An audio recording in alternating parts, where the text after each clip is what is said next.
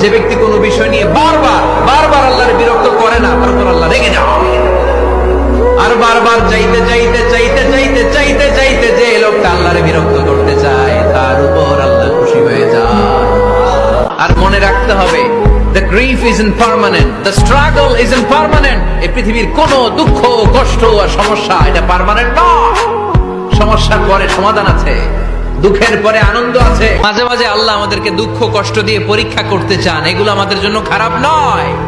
এই দুঃখ কষ্ট বিপদ আমাদের কোমরকে সোজা করে, আমাদের পায়ের মাটিকে শক্ত করে। চিল্লায় বলেন ঠিক কিনা?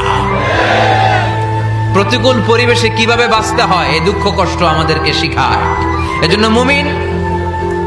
মুমিন বান্দার বৈশিষ্ট্য হচ্ছে দুঃখ কষ্ট বেদনা জ্বালা এগুলোতে সে আপসেট হয় না, সে হাল ছেড়ে দেয় না, সে ভরসা রাখে একজনের উপর। চিল্লায় বলতে হবে তিনি কে? কারণ মুমিন জানে রাত্রি যত গভীর হয় অন্ধকার তমানিসা ভেদ করে সুবহে সাদিক হয়।